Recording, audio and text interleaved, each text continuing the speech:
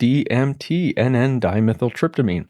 So earlier we described psilocybin has dimethyltryptamine in it. Well, another way to say that is that the base structure of psilocybin is a sort of variation on a theme of DMT. So psilocybin, psilocin are kind of like variations of DMT. DMT also is a tryptamine and is one of the most simple tryptamines, being structurally extremely similar to serotonin, nearly identical. As you can see here, okay, so something that is, okay, well, hold on. I'm getting a little flushed because I'm getting excited to talk about this one. DMT is a tryptamine alkaloid. It is a classical psychedelics, predominantly affecting the 5-HT2A receptor, but it also affects a bunch of other receptors. 1A, 1B, 1D, 1E, 2B, 2C, and so on. It also affects the sigma-1 receptor and adrenergic receptors. I don't entirely understand what all of that means, but it will be relevant in a second when we'll talk about their DMT's potential therapeutic effects. DMT is naturally present in it is rampant in the natural world. I believe it was Dennis McKenna, a famous ethnobotanist, who said something to the effect of, it would be easier to identify all the plants that don't have DMT than all the ones that do, because it is so rampant in the world. There's also some evidence to suggest it is theoretically present in the human brain and might have some role in certain aspects of our experience, although that is quite contentious. I know that it is generally strongly believed in the underground as being the case, but scientifically, jury is out on that. What it is, though, is it's incredibly potent. So what DMT does is incredibly powerful and potent. It is near instantaneous alterations of consciousness that at what's called a breakthrough dose, which means you get fully into the experience, can take you into such a profound alteration of perception that we experience ourselves as being in a completely different reality that operates on sort of time and sort of dimensional physics that are almost contrary to normal states of consciousness, to what we normally experience as reality. It is generally populated it generally includes those incredibly complex geometric imagery. If you're watching this on video, you see I have a painting here, a drawing from Salvia Droid, who I believe to be Terence McKenna, Dennis McKenna's brother, a famous sort of like poet, author, public speaker who talked a lot about psychedelics. And the sort of this visual representation is like pretty close to what it feels like to smoke DMT. And we go into these impossible spaces, and yet we're gone and back sometimes within 5 or 6 minutes. That can be extended. I don't know if I talk about extended state DMT, but we'll get in. If I do, great. And if not, I'll leave a cue somewhere for a guest that I had talking about extended state DMT.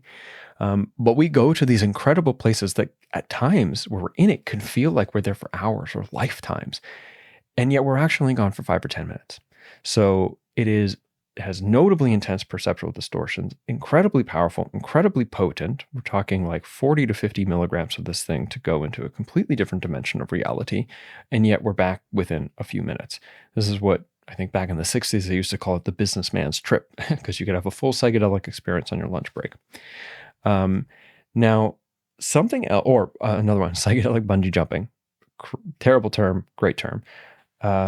Something else that's interesting about DMT, and it is present with psilocybin to a lesser degree, is that one of the defining features, it's not universally present, but it's like pretty close, is that we experience encounters with entities. By this, I mean, we enter into this experience, we go into a totally different reality, and while we're there, it appears as though that reality we're in is populated. It is populated by other intelligent beings that are separate from us, at least seemingly. They are separate from us, and we interact with them. They interact with us. They try to communicate with us. We try, as Terence McKenna said, to not give in to astonishment.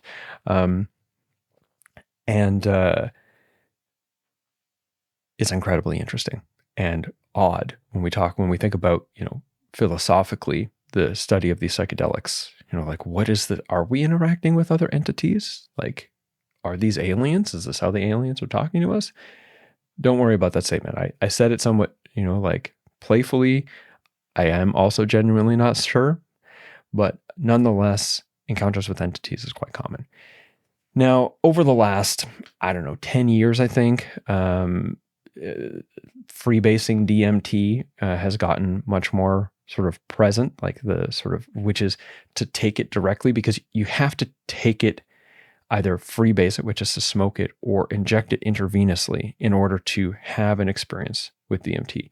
We have molecules in our body, we have enzymes in our body called monoamine oxidase enzymes that will break down the DMT so fast. That's why it's so short and so intense, that if we just eat it, or we even like intramuscularly inject it, we're just not going to get there. Nothing's going to happen, because it'll never reach the brain in sufficient enough levels to take us anywhere, because the body breaks it down really quickly, which is why freebasing and smoking it or injecting it is the only way to get this full experience of intravenous injection, which I don't recommend. I don't recommend any psychedelics. I'm just telling you about these things, guys. Like, don't think that I'm recommending any of it. Should have put that at the beginning. Maybe I'll quickly cut this in at the beginning. Not recommending psychedelics here, guys, gals, others. It wasn't particularly popular, from what I understand, in the 60s, when psychedelics were kind of like wilding out, prior to their criminalization. But it has gotten more popular in the last 10 or 15 years. And I think a lot of that has to do with the underground culture, underground discussions, and the descriptions of how this crazy experience and what it seems to offer. And also with the ongoing sort of development of technologies like vape pens, where you can buy DMT in vape pens now, making it much more accessible. But arguably, more people know about DMT not because of the freebase DMT experiences, but because of ayahuasca, because of the global phenomenon of ayahuasca. Now, the reason I say that it's because of ayahuasca is because DMT is present in ayahuasca. It is the DMT that makes this incredible experience, the visual aspects of the ayahuasca experience. So first off, what is ayahuasca? So ayahuasca is a traditional sacred beverage used by various indigenous cultures in the Amazon rainforest for at least centuries. It tastes something between just like raw plant matter, sewage, and lightning, depending depending on the brew. And it is used in these sacred ceremonies. It is a combination of a vine called Banisteriopsis caapi, or the ayahuasca vine, and a leaf. Generally, this is the basic two ingredients: a leaf called Psychotria viridis or trichruna, and the leaf contains DMT.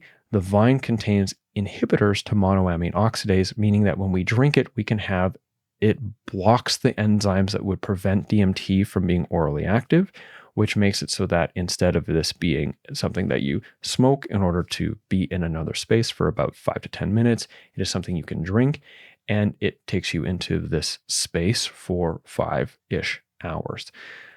Generally, and I think rightfully, ayahuasca is used in sort of heavily structured ceremonial settings as a religious drink, although it is increasingly being sort of used and promoted as a therapeutic beverage as well. So this has exploded around the world. There are people drinking ayahuasca in traditional, non-traditional, and mixed religious contexts, from California to England to China, and even mixed groups of Muslim, Jewish, and Christians drinking together in the West Bank. I did a whole podcast with Antoine Saka and Lior Roseman talking about the incredible healings that are happening. This was well before the current sort of war undergoing in that area right now. But it has exploded all around the world. There are even three major religions, at least two major religions that utilize ayahuasca as their sacrament, the UDV and the Santo Daime, both of which have international representation. And the research, both anecdotal and sort of clinical scientific, shows that it has incredible antidepressant effects and even long-standing positive effects on neurological health. So the allure of ayahuasca and the positive benefits it offers has resulted in it spreading all over the world for good, perhaps also for ill. I'll let you decide. And arguably, that's how most people know about DMT, if they know that DMT is in it. So in research, what we know about DMT presently is its rapid onset and short duration makes it ideal for controlled research settings and potentially for therapeutic use. With psilocybin, we're looking at 5-ish hours, and you really have to be holding that person for 5-ish hours. With LSD, you're looking at 10 hours. There's a lot of time that goes into that. Now, arguably, there's a lot more work that can be done in 10 hours than in 5 minutes. But the fact that DMT is only a 5-10 minute experience makes it ideal for therapeutic use if we're trying to minimize the amount of time we have to be investing in that person, because professional service costs money. And also in research settings, it costs less to do this research.